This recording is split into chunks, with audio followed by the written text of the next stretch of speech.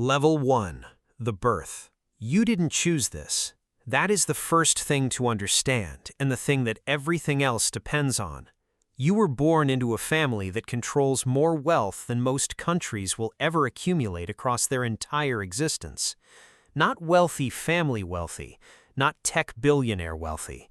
We are talking about a dynasty sitting on top of an estimated $1.4 trillion, built on oil reserves that still supply roughly 10% of the world's daily output, backed by a military you command, land you own, and laws that exist partly to protect your position. Most people hear that and picture luxury, private jets, palaces, staff who anticipate your needs before you voice them. All of that is real, but that is not the interesting question. The interesting question is what it actually feels like to live inside a structure that total, that old, and that unforgiving. Because the wealth is not something you have, it is something you were born inside of, and those two things are not the same. Level 2. The family. Here is the first thing most people get wrong. They picture a king at the top and a handful of princes below him, all sharing the oil money equally. The actual structure is nothing like that. The Al Saud family has roughly 15,000 members who carry the title of prince. 15,000. Your position in that family, specifically how close your bloodline runs to the founding king, Ibn Saud, determines almost everything about what your life looks like. Most of those 15,000 receive a monthly stipend from the state, a royal title they can put on a business card, in a very clear understanding of the lane they are expected to stay in. They are princes in name. In practice, they are recipients of an allowance with a dress code.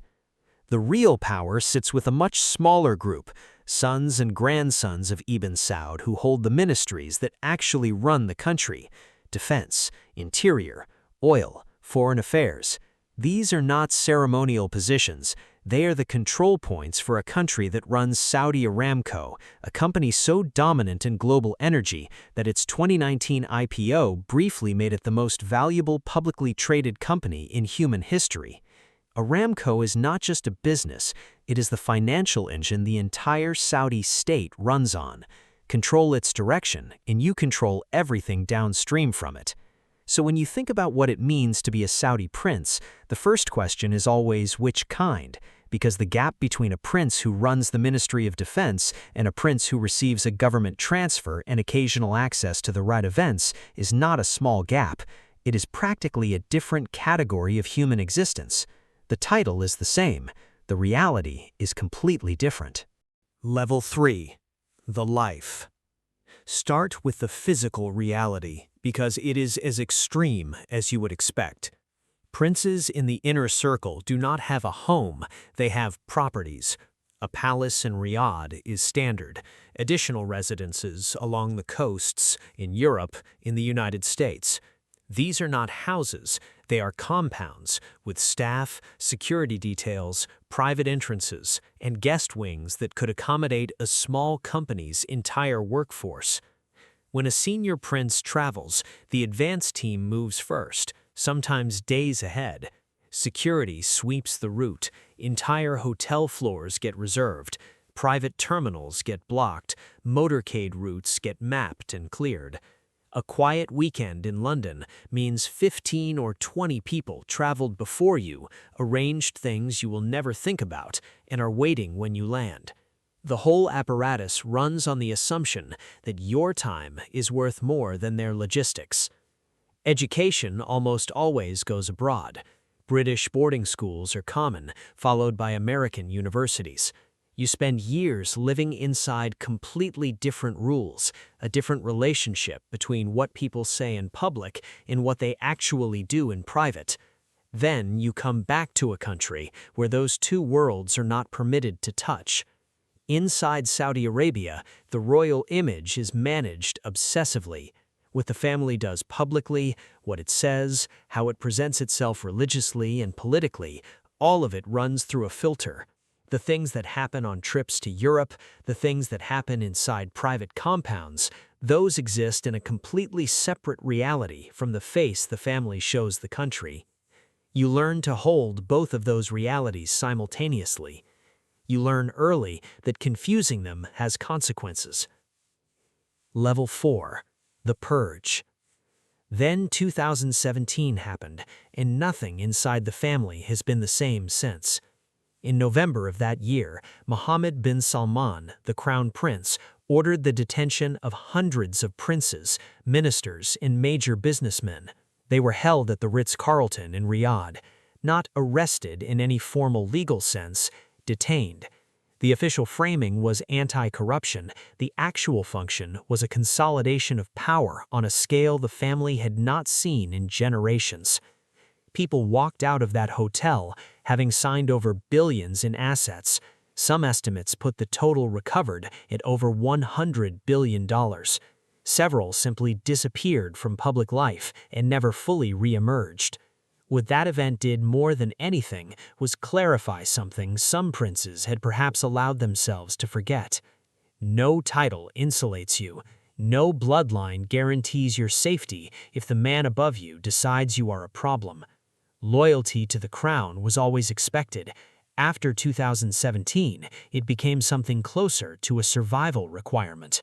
Princes who had built independent power bases, who had their own money flows outside the approved channels, discovered very quickly that independence and security do not coexist inside this structure.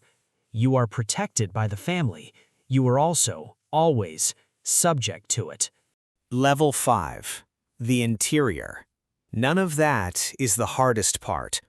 The hardest part is something that never appears in any profile of the family, any documentary, any interview a prince has ever given to a Western outlet.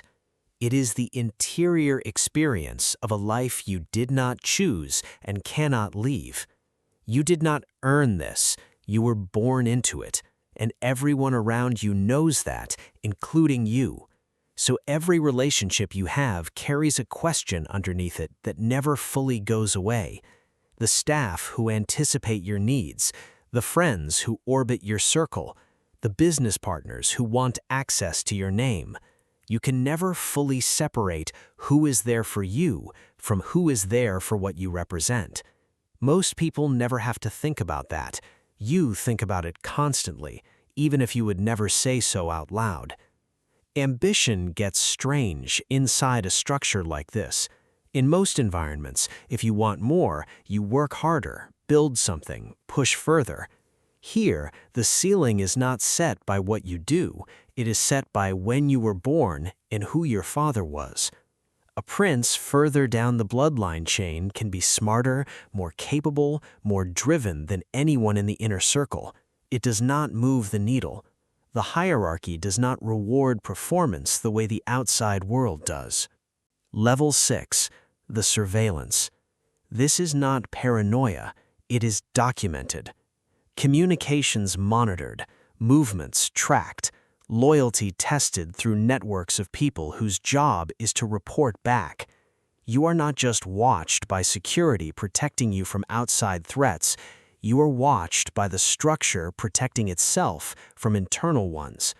The 2017 purge did not come from nowhere.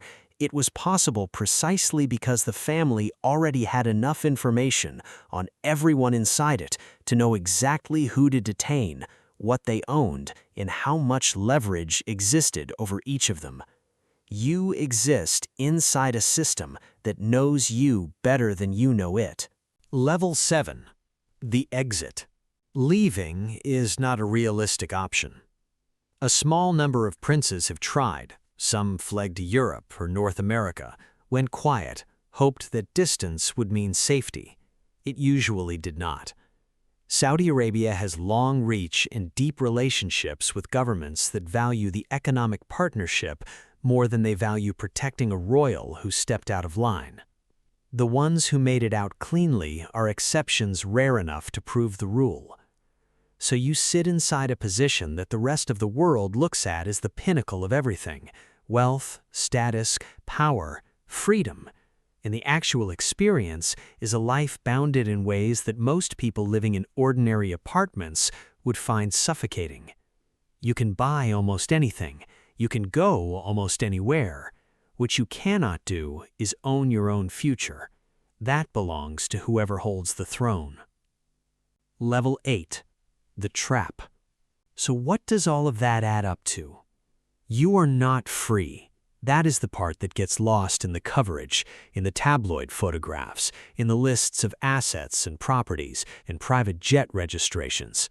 The dynasty is not a reward, it is a structure, and you were born inside it. Absolute wealth without autonomy is a specific kind of trap.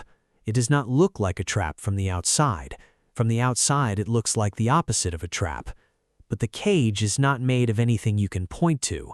It is made of loyalty requirements and surveillance networks in the memory of a hotel in Riyadh where men with titles older than most nations walked in free and came out having signed over everything they had. You were born into $1.4 trillion. You were also born into a system that decides what that means for you, what you are permitted to do with it, and what happens if you get that wrong. Most people will spend their entire lives wishing for more. You started with everything, and still don't get to choose.